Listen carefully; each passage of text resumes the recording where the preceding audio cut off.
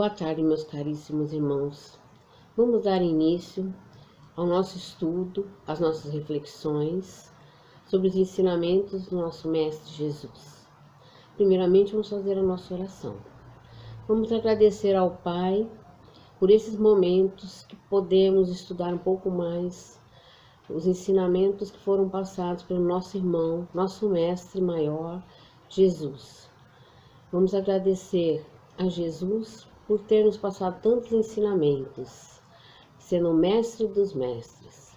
Vamos agradecer a todos os espíritos que nos intuem, nos acompanham, nos protegem, a todos os espíritos que vêm também aprender um pouco mais conosco, que possamos ter bastante reflexão em tudo que nós vamos estudar hoje e que possamos ter sempre o amor no nosso coração perante todos os nossos irmãos. Que assim seja. Graças a Deus, graças a Jesus.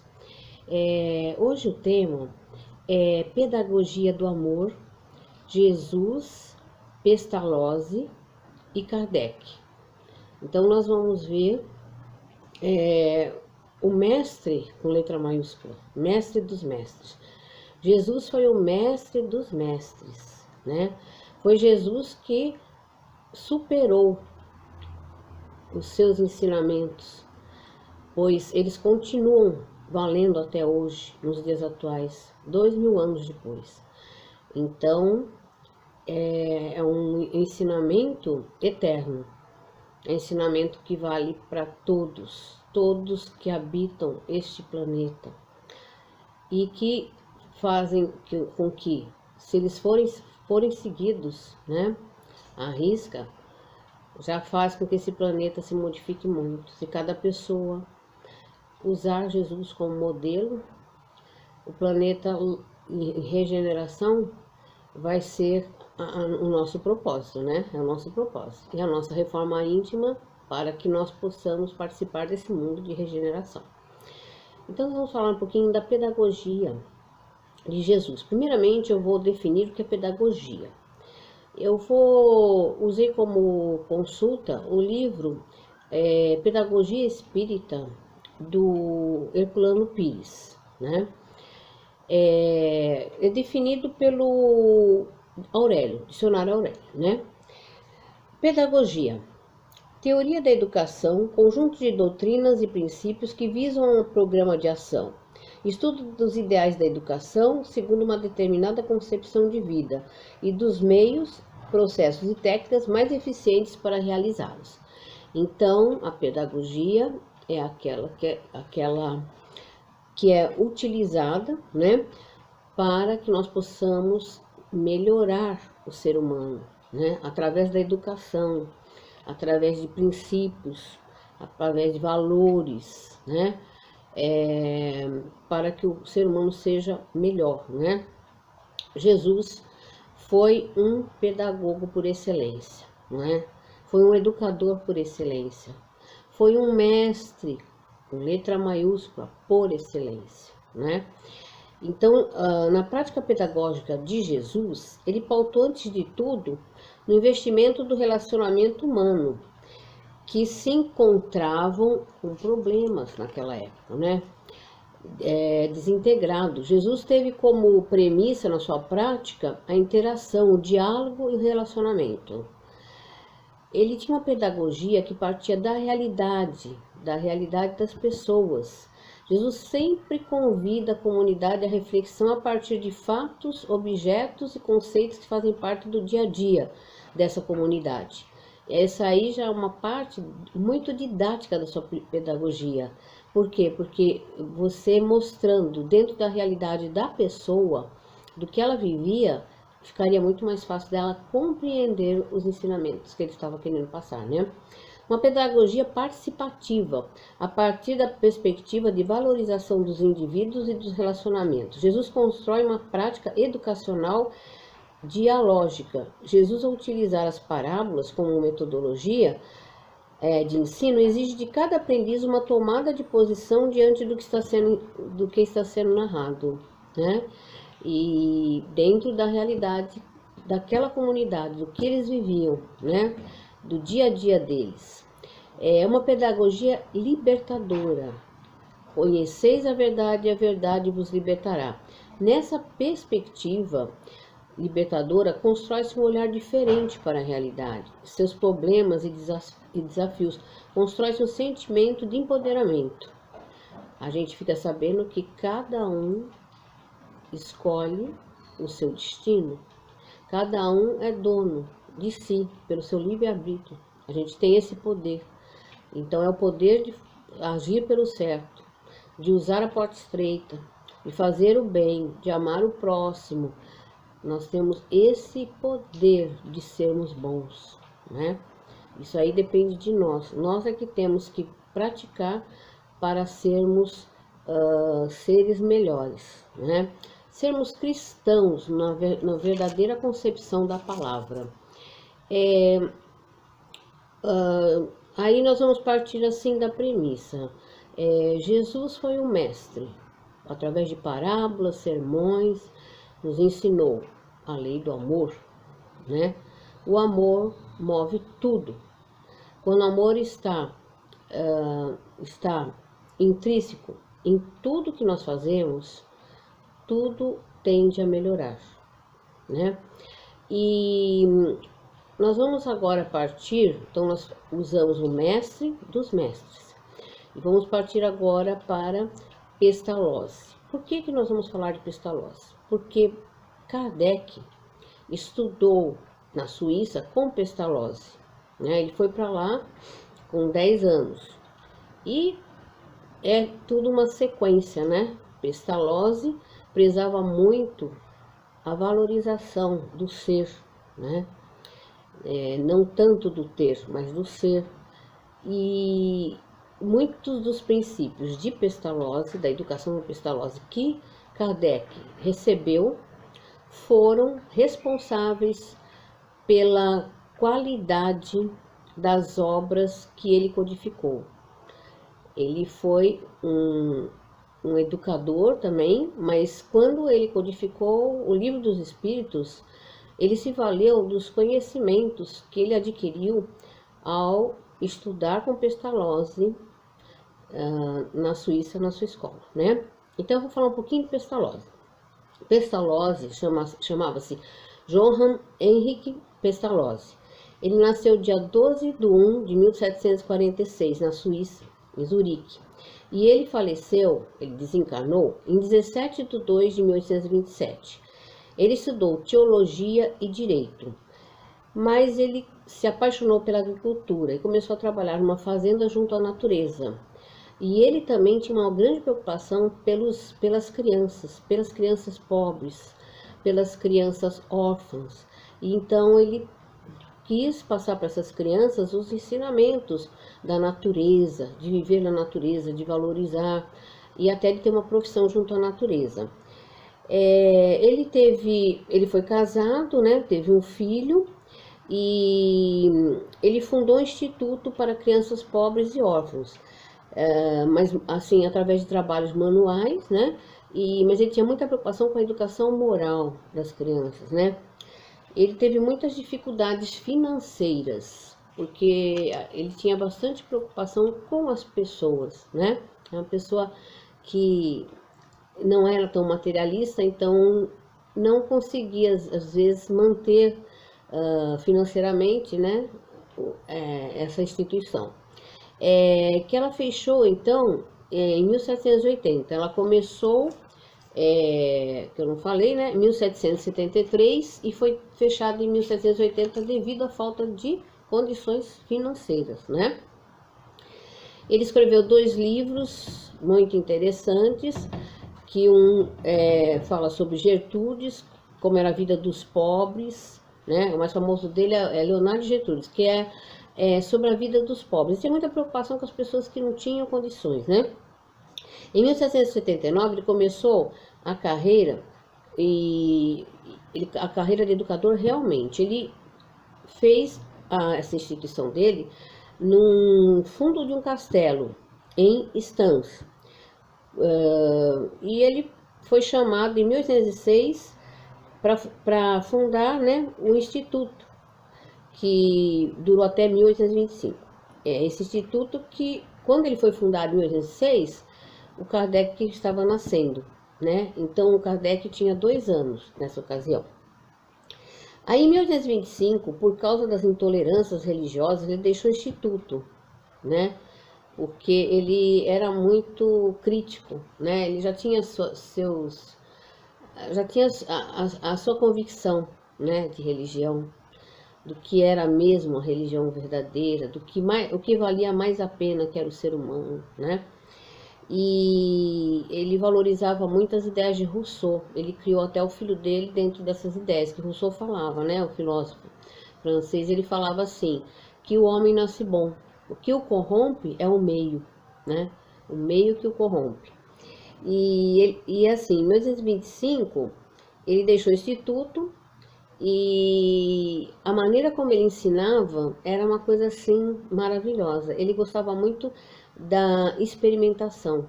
Ele levava as crianças para a natureza para elas olharem, experimentarem, ver como é que funcionava, para depois passar para a parte teórica. Primeiro ele fazia a parte prática, depois fazia a parte teórica. Então, em tudo isso, a gente vê os desenhos dele com as crianças, a gente vê a amorosidade que ele tinha para ensinar, né? E ele era a favor da intuição. Ele falava que a intuição era o principal para o ensinamento. E o amor também, né? E então, nessas figuras que a gente vê do Pestalozzi, ele sempre está, assim, perto de uma criança, aquele gesto de carinho. Então, a gente vê que era uma pessoa que prezava por gostar dos seus alunos, prezava para que os alunos gostassem dele, porque assim muito mais a aprendizagem fica muito mais fácil, né? Quando aquele vínculo, né, que dos seres humanos, né, mais fortalecidos pelo amor, e aí fluía muito mais, né, o que ele ensinava. Então ele fazia as crianças experimentarem, né, na teoria, e daquela teoria ia para prática, né? Sempre do simples para o mais difícil, sempre seguindo vamos dizer assim, a possibilidade da criança aprender, né? Não ia não ia ensinando uma coisa já complicada, não, ele ia do simples para o mais complicado, né? E aí a gente vai ver que muitas coisas que o Kardec usou para escrever as obras codificadas, ele adquiriu através dessa educação que ele teve com Pestalozzi. Aí nós chegamos à conclusão que é muito importante a educação, né, a instrução. E por causa disso, foi que Kardec também, nas suas obras, teve tanto sucesso e tanta credibilidade, né? Em 1815, Kardec foi para o Instituto Pestalozzi, ele tinha 10 anos. E lá ele teve a chance de conviver com pessoas de vários países, de várias línguas, né? E a possibilidade dele aprender outras línguas também. Ele foi discípulo e colaborador de Pestalozzi. Pestalozzi já viu nele um talento intrínseco já, né? Já viu que ele era diferenciado dos outros alunos. Então, deu a chance dele ser um colaborador, né? Ele ensinou os valores fundamentais: bom senso, amor ao próximo, observação dos fenômenos naturais e as ideias que colocou entre os livros dos pensadores, né? E aí, depois que ele fez essa fase de estudos com Pestalozzi, ele foi para Paris em 1822 e ele escreveu o livro dos princípios principais da aritmética, né? Ele foi diretor também, Kardec também foi diretor, né, da escola primária, fez um plano de ensino público, foi pedido para que ele fizesse, porque viram que ele tinha muita competência, e ajustou a política de ensino na França. Kardec realizou o sonho de Pestalozzi, deu ao mundo uma forma viva de ensino, que ao mesmo tempo informa e forma, instrui e moraliza. Então, esse era o ideal de Pestalozzi, que Kardec quis seguir quando ele era educador, né? Que não chamava ainda Allan Kardec, vocês sabem, né? Era o Rivail, professor Rivail. E foi nessa escola que se desenvolveu as ideias que levaram a tornar um observador atento, meticuloso, um pensador prudente e profundo. Kardec tinha todas as características ideais para escrever essa obra. E não é por acaso, né? Ele foi preparado pela espiritualidade. A gente sabe que nada é por acaso, né? Ele teve que entrar em contato com Pestalozzi para ter todas essas qualidades necessárias para que essa obra fosse o ponto, o marco fundamental do Espiritismo, né? E Kardec, para fazer essa obra, ele teve serenidade, né? Ele não negava os fatos de pronto, não saía para afirmar algo antes de ter certeza. Ele tinha domínio próprio, não se entusiasmava com os primeiros resultados. Ele tinha cuidado em seleção das comunicações. Ele observou que tem muitos espíritos que não têm todo aquele conhecimento, apenas eles estão sem o corpo físico. Mas aquele conhecimento é de alguns espíritos, né, que, quando estiver encarnado, adquiriram. Então, ele tinha esse cuidado de observar qual tipo de espírito que estava passando aquela informação, porque a gente sabe que depois que morre a gente é o que a gente é quando a gente está encarnado. Então, quem tem pouco conhecimento continua com pouco conhecimento, né? E ele percebia isso também. Prudência nas declarações para evitar divulgações precipitadas de fatos que ainda não tinham sido provados. Tinha muita coisa que ainda não estava sendo provada. Então ele queria provar aquilo para depois colocar como verdade. Por isso que ele usava vários médiuns em vários lugares diferentes para ver se a mensagem era a mesma. E quando ele confirmava que era a mesma, aí sim ele dava crédito, né?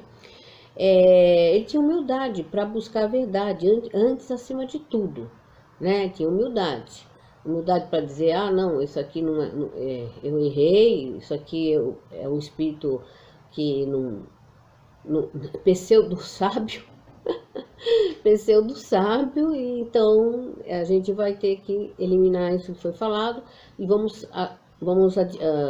dar crédito àqueles que em vários lugares, né, por vários médiuns falaram a mesma coisa, né?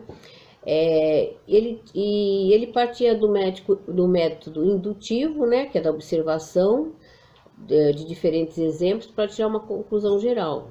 Então, a experimentação que ele usou, aprendeu com Pestalozzi. Pestalozzi também era um experimentador, né?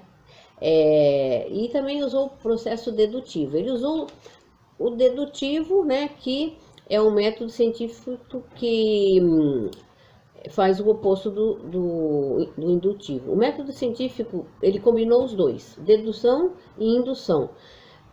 E isto é característica do homem que tem qualidades para pesquisas científicas, né?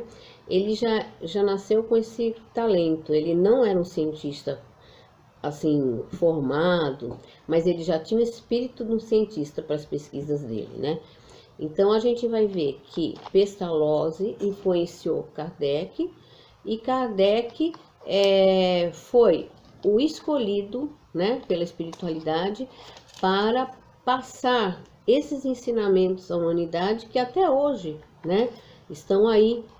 Então, nós temos o Jesus com as suas mensagens há 2000 anos, Kardec também com o Livro dos Espíritos, que continua sendo usado, né? E todas essas qualidades que ele teve, por ele já ser um espírito mais evoluído, mas também por ele frequentar a escola onde Pestalozzi passava todos esses princípios, né? E eu vou ler algumas frases de Pestalozzi para a gente ver como que Pestalozzi pensava, né? Pestalozzi realmente tinha a espiritualidade, né? Ainda não havia o espiritismo, mas o Pestalozzi já era uma pessoa espiritualizada. Então ele diz assim: a natureza melhor da criança deve ser encorajada o mais cedo possível e combater a força prepotente do instinto animal. Olha só, né? Instinto animal, materialismo. O amor é o eterno fundamento da educação. Olha que coisa linda, o amor. Ele valorizava muito isso, né? Depois tem outras frases dele, são muitas, né? Eu escolhi só algumas mais relevantes dentro do assunto que nós estamos abordando. O professor deve ser como um jardineiro, providenciar as melhores condições externas para que as plantas sigam seu desenvolvimento natural. Afinal, a semente traz em si projeto da árvore toda. Olha que coisa linda. Ele fez uma comparação como Jesus fazia, né? A árvore boa dá bons frutos. Então, é uma máxima de Jesus que Pestalozzi usou nessa frase, né? De efeito muito, muito bom. Eu vou também ler uma citação que eu achei muito interessante do filósofo brasileiro, o Holden, né? O Hubert Holden, sobre educação, né? Ele escreveu também sobre educação e eu achei interessante o que ele escreveu. As leis da evolução são inexoráveis, não dependem de nós. A humanidade de ontem foi boa por ignorância. A humanidade de hoje é má pela inteligência. A humanidade de amanhã deve ser boa por sapiência. Então aí a gente tem que unir as duas coisas, a bondade e a sabedoria, não é? É isso que está faltando, né? Então, quando tudo isso estiver completo, né? E Holden também fala, só pode conduzir os homens quem é conduzido por Deus. Por quê? Porque Deus é o nosso Pai. Deus é a nossa fonte, é nosso exemplo, né? Se nós seguirmos Deus, né? Se nós estivermos sempre conectados com Deus, nós podemos fazer o melhor para o nosso irmão, né? E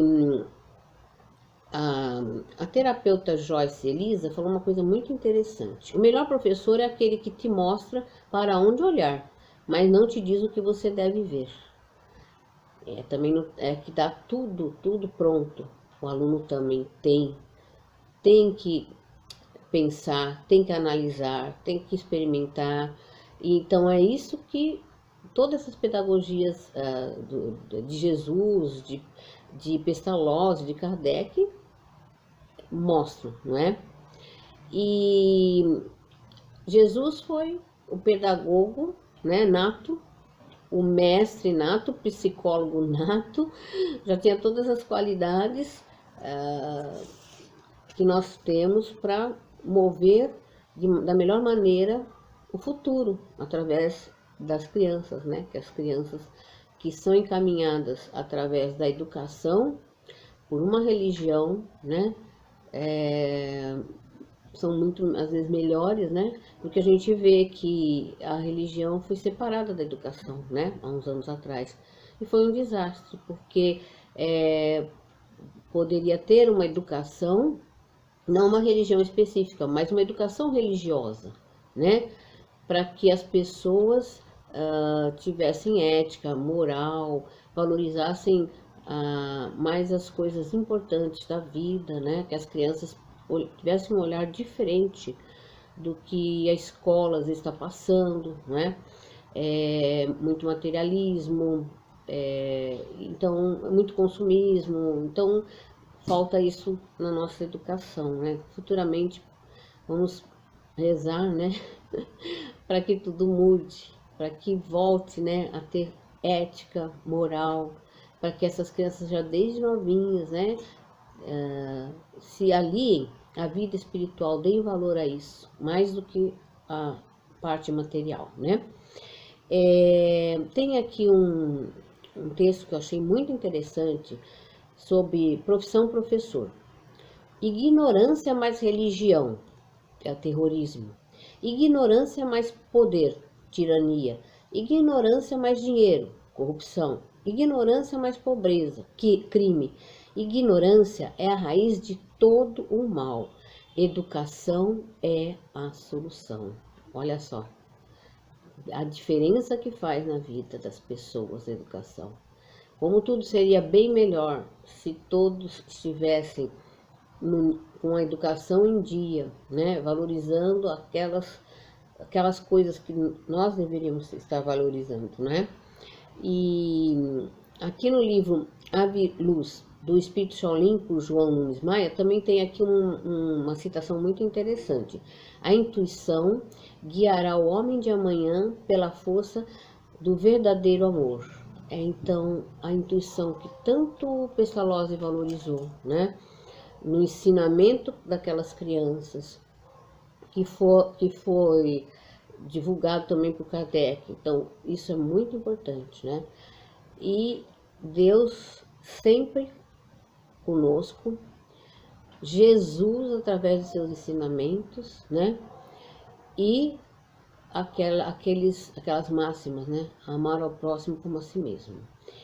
Então, meus irmãos, fiz uma rápida síntese de 3 mestres, né?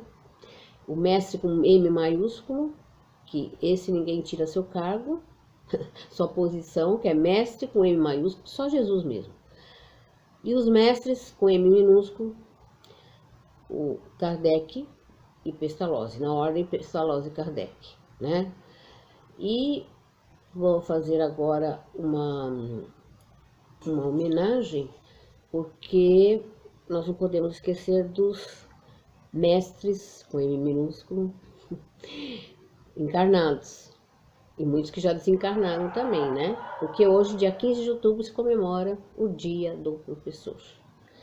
Então eu vou ler aqui uma mensagem que eu escrevi para homenagear aqueles que fazem parte da nossa vida. Sempre, né? Porque até hoje nós temos professores, né? Até hoje nós estamos aprendendo.